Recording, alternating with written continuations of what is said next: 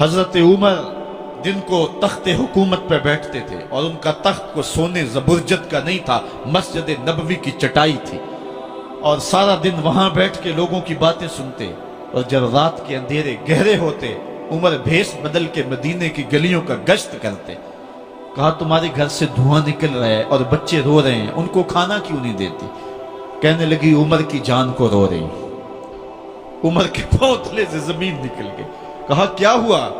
کہا 3 دن سے ہمارے ہاں کھانے کے لیے کچھ نہیں ہے، روزانہ بچے روتے ہیں اور میں ہنڈیا کے اندر پتھر ڈال کر کے نیچے سے آگ ڈالتی رہتی ہوں کہ بچے انتظار کر کر کے سو جائیں گے، کم بخت سو بھی نہیں رہے، اور وہ پتھر پکیں گے بھی کیا، اور میں عمر کی جان کو رو رہی ہوں۔ حضرت عمر کا کلیجہ دہلنے لگا، فوراً پلٹے، واپس بیت المال میں آئے، گھی کا ایک کنستر لیا، آٹے کی بوری لی، مرچ مسالہ جات بہت کچھ اٹھایا، اپنے کندھے پہ رکھا، بوری اپنی کمر پہ لا دی۔ عمر بیت المال سے نکلے تو آپ کے خادم اسلم نے دیکھ لیا، آگے بڑھا، کہا میرے آقا میں اٹھاتا ہوں۔ عمر کی آنکھوں میں آنسو ہے۔ کہا اسلم قیامت کے دن میرا بوجھ اٹھا لو گے؟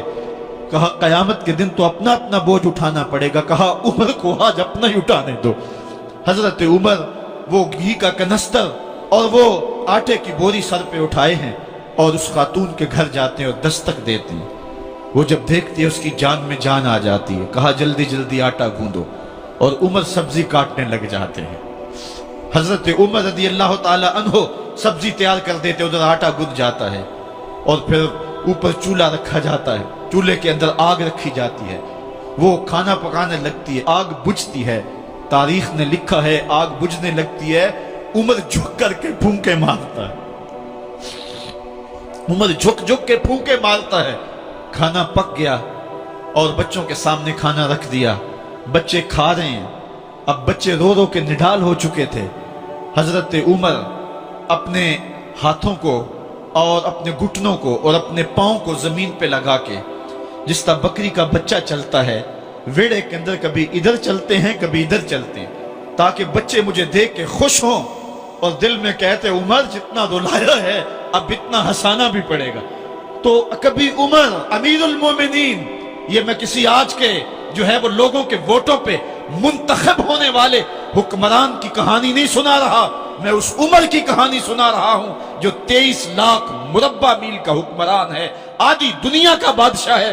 حضرت عمر جو ہے جس طرح بکری کا بچہ چلتا ہے، اس طرح اپنے ہاتھ اور اپنے گھٹنے زمین پہ ٹیک کر کے جو ہے وہ اس طرح چلتے ہیں۔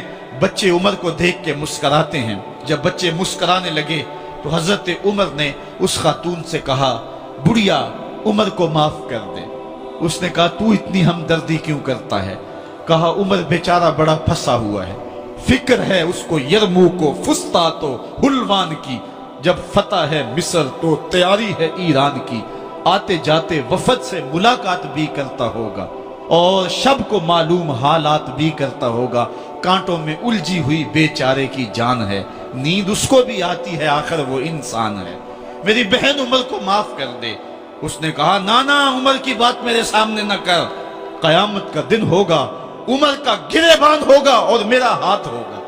جب اس نے یہ بات کہی تو عمر برداشت نہ کر سکے، بچوں کی طرح بلک بلک کر رونے لگے۔ کہا وہ بد نصیب عمر تیرے سامنے ہے، آج ہی کہلا جو کہنا ہے، قیامت کے دن مجھے معاف رکھنا۔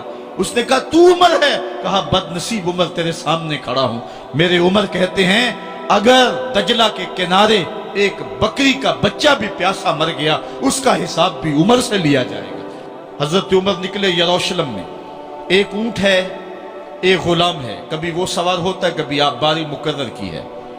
جب قریب پہنچے یروشلم کے تو عمر کی باری نکیل پکڑنے کی اور غلام کی باری اوپر سوار ہونے کی آ گئی۔ غلام نے کہا آقا میں مرضی سے اپنی باری چھوڑتا ہوں، آپ آ جائیں، دشمنوں کے مفتوحہ علاقے میں آ رہے ہیں، تازہ تازہ علاقہ فتح ہوا ہے، اسلام کی شان و شوکت ظاہر ہو۔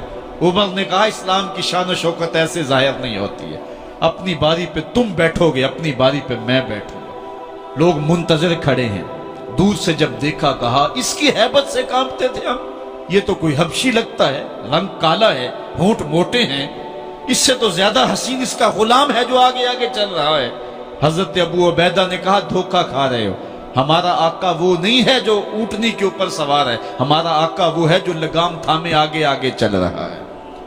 حضرت عمر رضی اللہ تعالیٰ عنہ کو آگے بڑھ کے جابیہ کے مقام پہ حضرت ابو عبیدہ بن جراح نے استقبال کیا، تو حضرت عمر آگے بڑھے اور انہوں نے آگے بڑھ کر کے حضرت ابو عبیدہ کے دونوں کندھوں پہ ہاتھ رکھا، اور سنو حضرت عمر نے کیا کہا، کہا لا الہ الا اللہ انا کنا اذل قوم فاعزنا اللہ بالاسلام، کہا کہ لا الہ الا اللہ، اے ابو عبیدہ بن جراح، ہم ایک ذلیل قوم تھے اور اللہ نے ہمیں اسلام کی وجہ سے عزت عطا کی ہے، اور میں تمہیں ایک تاریخ ساز بات کہنے لگا ہوں، اور وہ یہ ہے کہ جب تک ہم اس عزت والے اسلام کے دامن کو تھامے رہیں گے ہماری عزت قائم رہے گی، اور جب اسلام کے علاوہ کسی اور جگہ سے عزت ڈھونڈیں گے تو رسوا کر کے رکھ دیے جائیں گے۔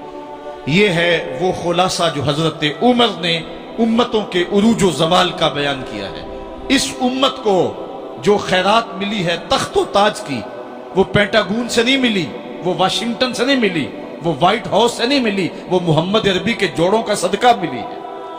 اس لیے جب ہم نے اسلام سے انحراف کیا، پاکستان حاصل کیا گیا تھا، پاکستان کا مطلب کیا؟ لا الہ الا اللہ۔ ہم نے اس نعرے کو چھوڑ دیا ہوا ہے، ہم نے انحراف کر دیا ہے۔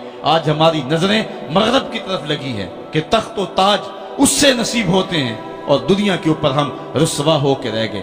ہماری پستی، ہماری ذبوحالی، ہماری ذلت کا سبب یہ ہے کہ جس جگہ سے ہمیں عزت ملی تھی ہم نے وہ مرکز ہی چھوڑ دیا ہے۔ اس مرکز حیات کو، اس مرکز زندگی کو، اس مرکز عزت کو ہم نے چھوڑ دیا ہے، اور دنیا کے اوپر ہم رسوا ہو رہے ہیں۔ انہی حضرت عمر کی کہانی ہے۔ وادی تہامہ سے گزر رہے تھے کہ بچوں کی طرح بلک بلک کے رونے لگے۔ کہا عمر جوان آدمی ہو اور بچوں کی طرح بلک کے رو رہے ہو؟ کہا تم نہیں جانتے، مجھے بچپن کی کہانی یاد آ گئی۔ کہا کیا کہانی ہے؟ کہا یہی عرض تہامہ تھی، میرے باپ خطاب نے مجھے 5 اونٹ دیے تھے، کہا انہیں لائن میں کھڑا کرو سیدھا۔ میں آگے والا سیدھا کرتا تھا، پیچھے والا ٹیڑھا ہو جاتا، پیچھے والا سیدھا کرتا، آگے والا ٹیڑھا ہو جاتا۔ میرے باپ خطاب نے مجھے بڑا مارا۔ کہا ایک عرب کے بیٹے ہو کہ تم سے 5 اونٹ لائن میں کھڑے نہیں ہوتے؟ کہا ایک زمانہ عمر پہ وہ تھا کہ اس سے 5 اونٹ لائن میں کھڑے نہیں ہوتے تھے، اور آج شرق سے لے کر غرب تک 23 لاکھ مربع میل کی حکمرانی، اور انسان بھی لائن میں کھڑے ہیں۔ یہ محمد عربی کے جوڑوں کا صدقہ نہیں ہے تو اور کیا ہے؟ عمر سے تو 5 اونٹ لائن میں کھڑے نہیں ہوتے تھے۔ تو یہ عزتیں، یہ تخت و تاج، یہ حکومتیں ہمیں